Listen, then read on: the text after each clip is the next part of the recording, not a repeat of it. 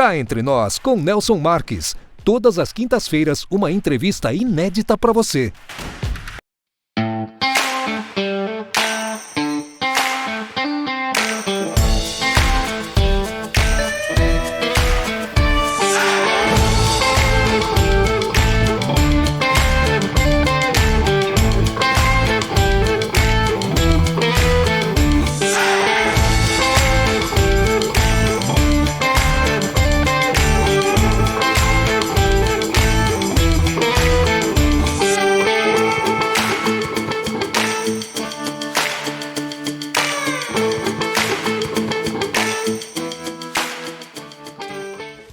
Olá pessoal, estamos iniciando mais um Cá Entre Nós e, é claro, sempre na sua companhia.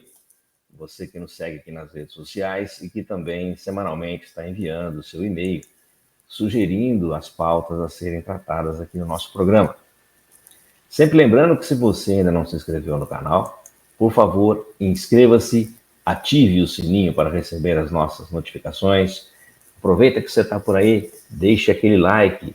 E, é claro, divulguem os nossos vídeos nas suas redes sociais e também nos seus grupos de WhatsApp. Hoje, encerrando a nossa campanha do Novembro Azul sobre a prevenção do câncer de próstata, nós vamos falar sobre o câncer urológico e infertilidade. Solta a vinheta!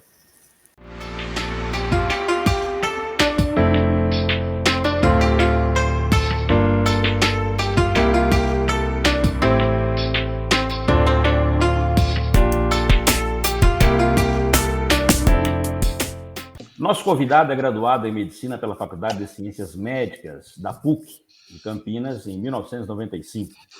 Tem mestrado em Andrologia e Medicina da Sexualidade pela Universidade degli Studi di Padova, em 2017.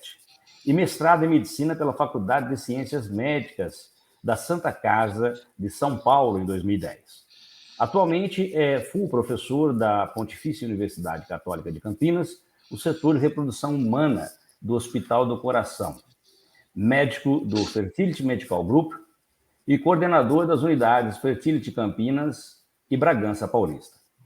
Obrigado por aceitar o nosso convite, Dr. Mauro Bibancos. Seja muito bem-vindo ao Cá Entre Nós. Eu que agradeço o convite, muito obrigado por esse convite. Estou honrado com essa oportunidade. Ô, doutor, quem se sente honrado somos nós em tê-lo aqui e para poder nos ajudar a esclarecer as dúvidas a respeito da prevenção do câncer de próstata e também da infertilidade. O senhor hoje encerra o nosso ciclo de 4 entrevistas desta campanha do Novembro Azul. E eu queria perguntar para o senhor que uma das grandes preocupações dos homens é a possibilidade de se tornar infértil com o câncer da próstata. Esta preocupação é real? Existe alguma solução para esses casos, doutor? Na verdade, é real. Ela tem uma leitura um pouco do próprio, vamos dizer, do câncer em si. Todos os cânceres produzem substâncias que são chamadas de paratumorais, que elas podem diminuir a fertilidade, né? Então, o testículo, ele é um produtor de longa escala. Então, a gente percebe, assim, a quantidade de células é enorme, né? Então, medicações, estresse crônico, algumas coisas de estilo de vida, e os próprios cânceres podem produzir substâncias que são danosas à própria, vamos dizer, produção de espermatozoide. Do outro ponto de vista, a gente... a própria detecção do câncer de próstata pode levar a uma conduta. Então, nós temos 3 condutas. Então, antes de mim, especialistas mais focados em câncer vão falar sobre as cirurgias, as condutas, assim vai. Mas, quando você opera a próstata por câncer, você retira o local onde tem emissão do sêmen, aquela contração que faz a gente ejacular. Então, essa contração muscular deixa de existir. Isso torna o paciente infértil. Então, uma conduta para salvar o paciente pode levar à infertilidade. Quando nós temos que lançar mão de outros tratamentos, como a radioterapia, por exemplo, ele pode queimar a região e também causar isso.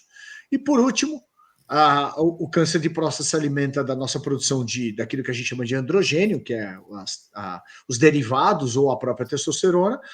O bloqueio disso é um bloqueio da produção de espermatozoide, porque o espermatozoide depende da testosterona em um determinado momento, principalmente na maturação do espermatozoide.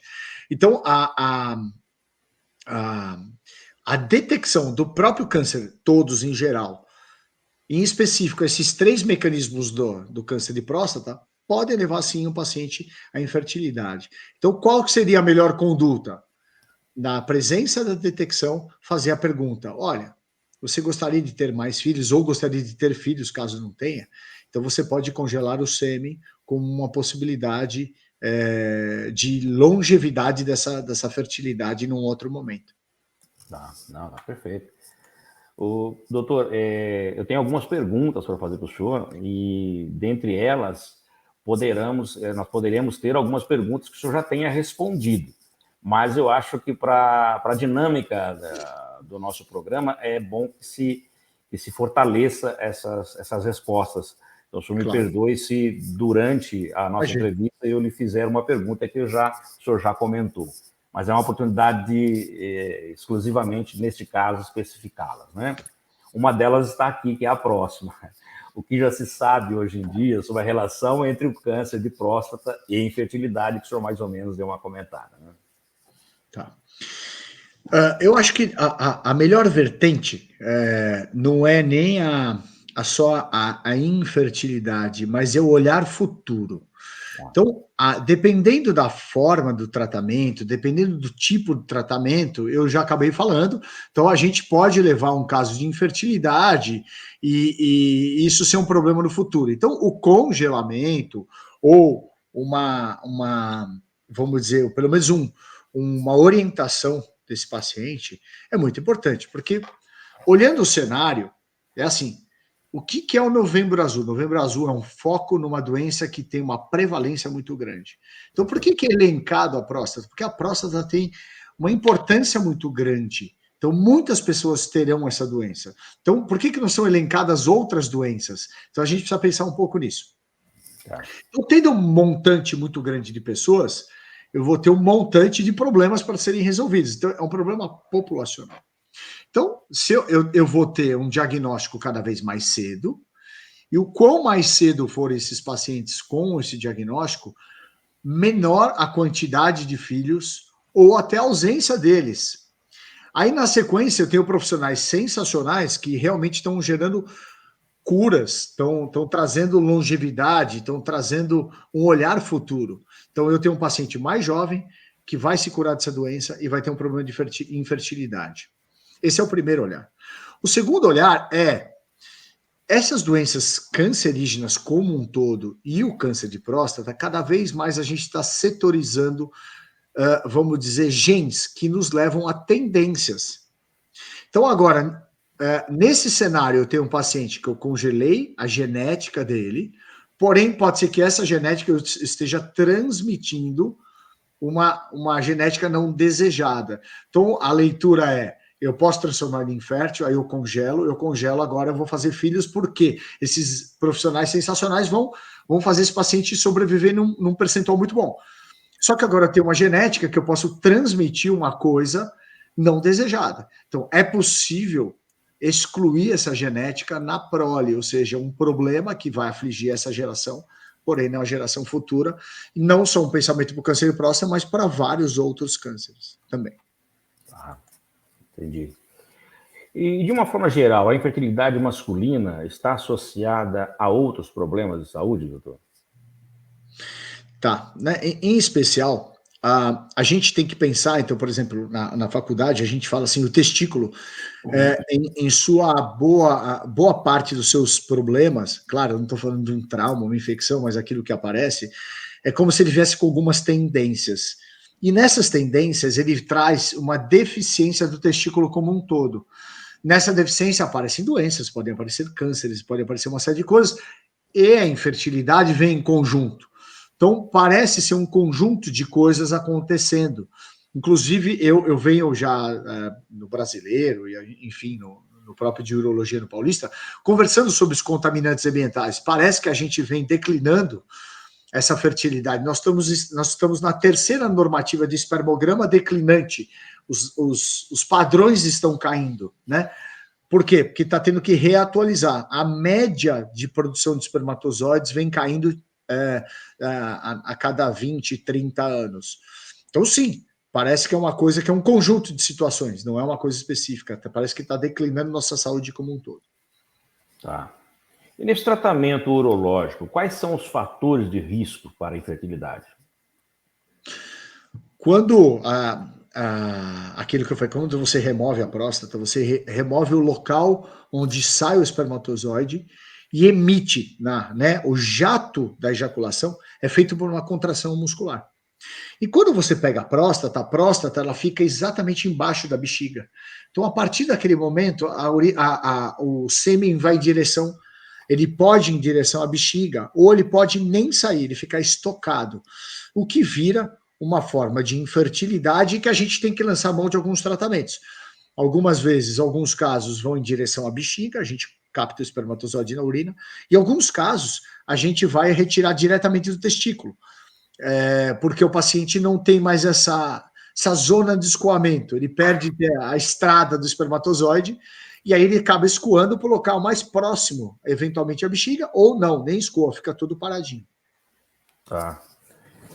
O senhor já comentou en passant, numa resposta anterior, mas quem faz quimioterapia fica estéril? Pode e com um grande percentual. Se a gente olhar a quimioterapia, ela é um medicamento revolucionário que trouxe vamos dizer, uma sobrevida, sinais de cura muito grande. E todo tumor, ele tem um crescimento com uma velocidade maior que outras partes do corpo. Porém, a quimioterapia não tem vamos dizer, esse direcionamento direto, essa seletividade, acho que essa é a palavra. Ele ataca todas as coisas que crescem. Então, ele pega, nos faz cair cabelo.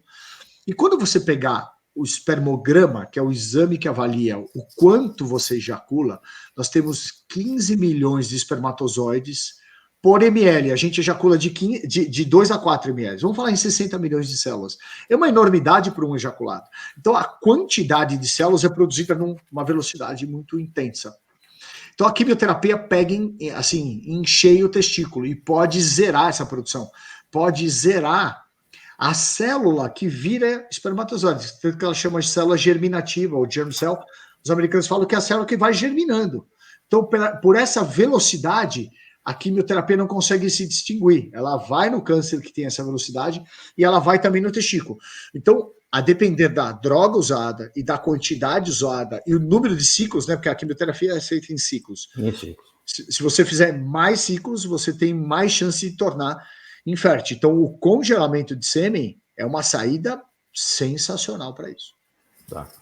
Doutor, nós anunciamos, obviamente, que o senhor estaria no nosso programa através das nossas redes sociais e algumas pessoas enviaram algumas perguntas. E uma delas é uma pergunta que o senhor, como eu comentei no começo, o senhor já respondeu. Mas eu acho que, em respeito à pessoa que perguntou, eu vou lhe fazer a pergunta. É o Robson Teixeira, de Bauru. Ele pergunta, doutor, a cirurgia para a remoção da próstata, denominada prostatectomia radical, causa infertilidade? Sim. Se você realmente tira a zona de escoamento, você tira todo esse mecanismo de contração. Então, você não tem mais como emitir, você deixa de ter, porque existe uma diferenciação, aquilo que a gente chama de orgasmo e ejaculação, eles acontecem no mesmo momento como se fosse uma recompensa. Tá. Então, você passa a ter a sensação prazerosa, mas sem a emissão do líquido. Então, é uma ejaculação a seco, que a gente chama. E aí você não tem como engravidar mais por vias naturais. Existe alguma maneira de minimizar esses riscos de infertilidade, doutor? No câncer de próstata? Ou no modo geral? Tá. No modo geral, eu diria o seguinte. Esse é um pensamento bastante recente. É muito, muito, muito recente. O teste da fertilidade mais comum, mais difundido, é o tal do espermograma, análise do sêmen. Sim. E isso ficou por muito tempo como um exame isolado. Ou seja, eu só faço se eu não conseguir engravidar. Até que os bancos europeus, que tem uma, vamos dizer, no brasileiro eu disse como é bom ser europeu, ter todos os dados, né? Eles têm os dados das pessoas dos bancos, ou seja, banco de sêmen é o local onde que o paciente é um bom produtor. Não tem sentido ser o contrário. O bom produtor da década de 70 é muito menor, em termos de 50% a 60% de potência do bom produtor do 2020. Ou seja, está tendo um declínio. Porém, nos bancos, se eu não me engano, dinamarquês, eles, nos bancos da década de 60, eles olharam aquele espermograma e eles seguiram esses pacientes, então são pacientes que estão acima de 70 anos hoje, e eles perceberam se essas pessoas tinham um índice de mortalidade maior do que o comum. Sim, eles têm um índice de mortalidade maior que o comum. Isso é estranho, porque pareceu ser uma área específica. Então, vai voltar para você, para essa avaliação aí. Então, passou a se acreditar que, principalmente, as pessoas que têm uma produção seminal menor têm maiores riscos de saúde, principalmente cardiovasculares e oncológicos, de câncer.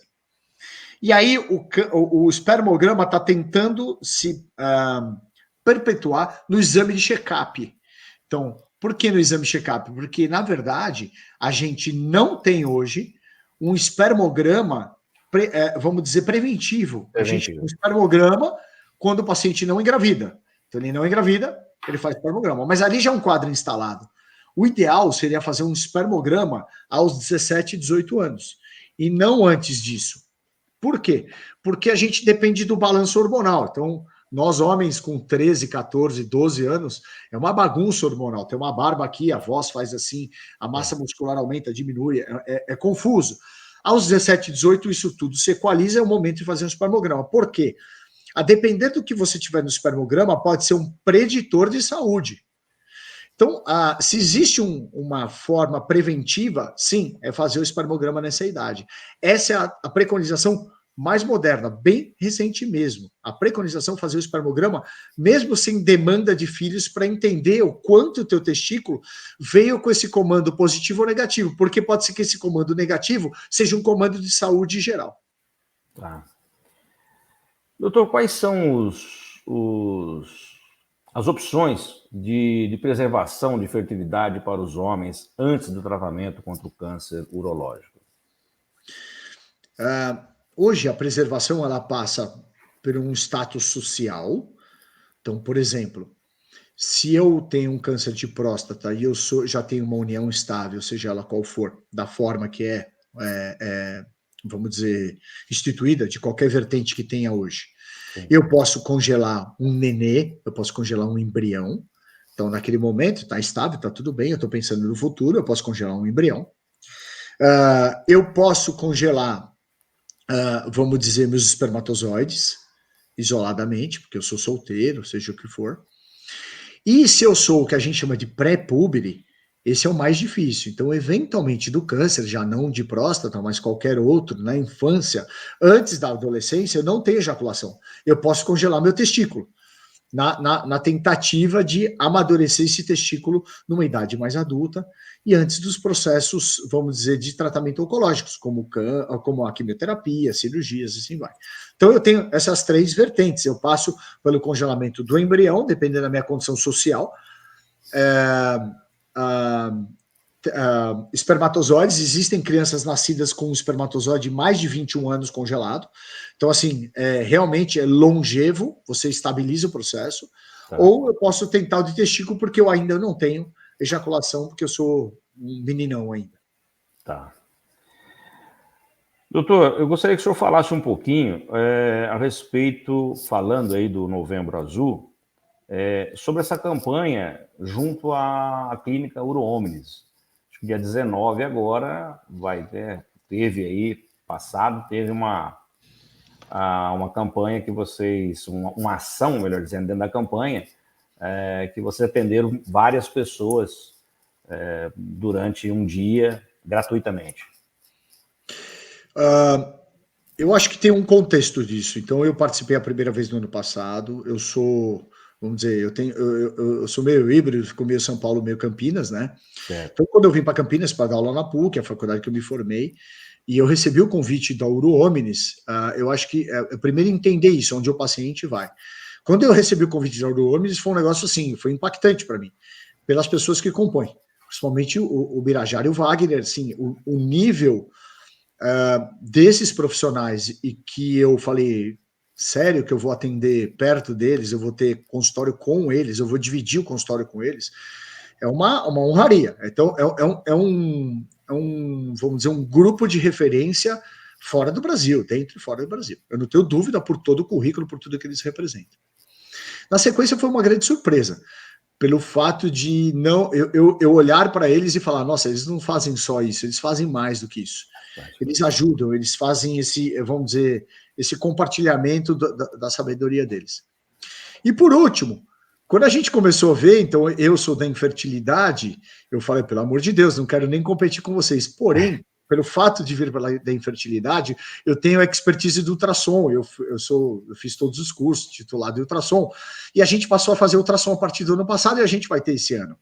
Então a gente complementou. Então quando a gente vê o paciente que entra no Novembro Azul, é claro que o foco é câncer de próstata, porém ele pode ter uma disfunção da próstata, uma próstata grande que não permite que ele urine bem. Isso não é bem câncer, é o crescimento benigno. Isso traz uma repercussão para urinar da bexiga, enfim, uma bexiga que pode ser danificada. A melhor detecção disso é por ultrassom. Então a gente passou a integrar um negócio que não tinha, por uma coincidência boa. Então eu falo que coisas boas trazem coisas boas, eles me chamaram não por isso, não sabia também que tinha isso. E coincidentemente eu liguei para um grande amigo faço a referência aqui, é o Intelligence, é um grupo de residência médica de radiologia. Ele me arrumou um representante da Samsung e que nos cedeu a máquina e vai nos ceder novamente o ultrassom. Então, assim, é sensacional o sorrisão daqueles pacientes. Eu fico um pouco isolado, fico na sala de ultrassom, né? Mas no final a gente encontra esses pacientes, as palestras, e esses pacientes estão conduzidos, assim, profissionais que, se eu tivesse algum problema de próstata, seria uma honraria para mim, podendo, graças a Deus, podendo custear isso. Então, eu acho um diferencial desses dois profissionais, nesse grupo antiquíssimo e muito bem formado, referência nacional. Eu só me sinto honrado. Eu estou no lugar certo na hora certa, não tenho dúvida disso.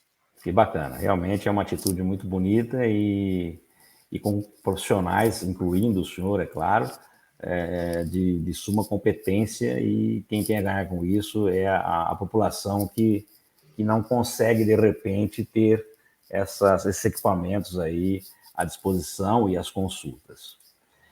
Doutor Mauro, cá entre nós, qual a importância da urologia para a saúde do homem? Olha, acho que é de suma importância. Eu acho que ela gerou foco com a mudança comportamental, permitiu que nós homens tivéssemos dificuldades. Então a gente foi, de alguma forma, direta ou indireta, depende da nossa idade, criado por gerações que não permitiam isso. A longevidade nos trouxe um benefício, a gente tem mais tempo aqui, a gente tem mais utilidade, e a gente pôde usar mais a nossa sabedoria, porque se nós não tivéssemos esse tempo de vida, o que a gente aprendeu seria levado embora. E com isso trouxe algumas, vamos dizer, obrigações. E nessas obrigações, a urologia entra com tudo, porque ela contempla tudo isso. Quando eu falo de infertilidade aos 18 anos, olhar aos 18 anos é muito jovem. Mas quando eu falo em fertilidade, eu estou falando de transmissão, de continuidade. Então, infertilidade é a incapacidade de fazer um filho e a incapacidade de você transmitir o que você aprendeu. A urologia entra em todas essas vertentes, do jovem ao mais velho. Então, assim, tanto que foi uma das áreas que mais cresceu. Ela abriu focos, né? Então, a gente ficou mais velho, com capacidades de momentos anteriores e mais jovens. Então, a gente quer esse benefício de vida. Filhos é uma delas, sobrevivência é a maior delas. Então, ter ou não ter o câncer é melhor que tudo, porém, se tiver e curar e perceber que isso não vai te causar absolutamente nada, é sensacional. Então, a urologia, ela contempla todos esses lados, mas ela contempla uma coisa maior, a briga sempre é percentual. Novamente, o Novembro Azul, ele é um percentual muito grande de pessoas que vão ficar doentes. Então, a urologia entra com tudo nisso, ela tem uma importância enorme e eu tenho orgulho de fazer parte de um dos melhores grupos da América Latina. Bacana. Doutor Mauro, muito obrigado por sua participação aqui no Cá Entre Nós. Agora eu peço para que o senhor deixe aí os seus contatos e também uma mensagem para os nossos seguidores que estão aí atentos às suas explanações. Bom, eu tenho, vamos dizer, meus focos de atendimento em 2 cidades diferentes. Eu fico ainda bastante em São Paulo, minha vida foi feita lá, mas eu tive a honraria de receber um convite para ser adjunto da faculdade onde me formei, com muito orgulho, já vai fazer 5 anos. E o maior orgulho de eu não ter vindo para a clínica Urôminis, mas ter recebido esse convite por estar aqui. E fui chamado a dedo, fiz reunião como se fosse a moda antiga, olho no olho, vem aqui, nós gostamos de você, teu currículo, todos vamos dizer, os elogios. Agora, como recado, eu deixo o seguinte, cada vez mais a gente tem que estar voltado não só na nossa performance, mas no nosso bem-estar.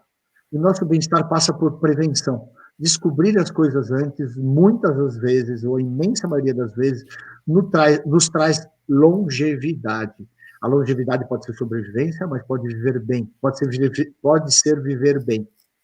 A prevenção pode ser descobrir se eu vou conseguir ter filhos ou não. Então, descobrir isso preventivamente não é dar para um médico um quadro já instalado, mas, eventualmente, dar alguma coisa reversível, porque ele está começando a acontecer. Então, se a gente puder cada vez mais ir ao urologista, cada vez mais fazer essas demandas, eu estou sentindo isso, eu me sinto mais, vamos dizer, mais cansado, eu quero saber, eu não sinto absolutamente nada, mas eu quero saber se tem algo começando em mim. Eu acho que o maior recado do Novembro Azul, ele é um foco na próstata, ele tem um foco maior no câncer de próstata, a próstata não é um problema único para ter um crescimento benigno, mas ele traz um conceito maior, o conceito da prevenção no homem, que por muito tempo, por uma cultura errônea, a gente foi deixando para trás. E a gente, com a longevidade, a gente teve que começar a lidar com uma coisa nova, porque os nossos antepassados possivelmente não passaram por isso porque não estavam aqui. Então, posso dizer com alguém que tem 50 anos que eu faço o meu check-up, e eu monitoro o máximo que eu posso, claro que com toda a parcimônia, sem ficar muito desesperado, mas eu acho que é uma parte do lifestyle que todos querem. Legal, doutor. Enquanto o senhor deixava o recado aí para todos nós, os seus contatos nós colocamos aí no rodapé. Muito obrigado. Tela, para que as pessoas que quiserem entrar em contato com o senhor diretamente, tá aí para facilitar um pouco. Bom, eu conversei hoje com o doutor Mauro Bibancos de Rose. Semana que vem tem mais um entrevistado escolhido por você aqui no Cá Entre Nós. Mas antes de encerrar nosso programa de hoje, doutor, e completando a nossa série de entrevistas sobre a prevenção do câncer de próstata, eu quero fazer neste momento aqui um agradecimento ao Dr. Wagner e ao Dr. Birajara, Dr. Wagner principalmente, que esteve aqui no nosso programa durante 3 semanas consecutivas, nos ajudando a levar mais conhecimento sobre as prevenções do câncer de próstata dentro do novembro, da campanha do Novembro Azul. E é claro que eu também não poderia deixar de agradecer a clínica Urôminis, que nos apoiou nessa campanha com a sua retaguarda e, obviamente, fornecendo os profissionais de lá, né? Está aí uma prova que o senhor está aqui conosco também. Doutor, mais uma vez, muito obrigado pela sua participação, pela sua disponibilidade, sua confiança em vir falar aqui um pouquinho a respeito do câncer urológico e da infertilidade. Pode ter certeza que foi de grande valia para todos nós. Eu que agradeço o convite, extremamente honrado. Obrigado pela paciência de acertar um horário tão difícil, mas é sensacional o que você está fazendo. Muito obrigado, obrigado a todos vocês, em especial o pessoal da Ouro Hominis, esses dois profissionais muito renomados, em que em algum momento eu estive assistindo eles lá na plateia dos congressos, meninão, e hoje eu tenho a honra de atender junto com eles, tirar dúvidas, às vezes até ficar brincando bastante com eles, porque é bem meu dia a dia, ficar enchendo os outros lá do lado. Gratificante, né? Poder ter os mestres, trabalhar junto com eles depois é fantástico. Exatamente. Bom, pessoal, quero agradecer a todos que ficaram conosco até agora. Até a semana que vem, se Deus quiser, com mais um Cá Entre Nós. Solta a vinheta.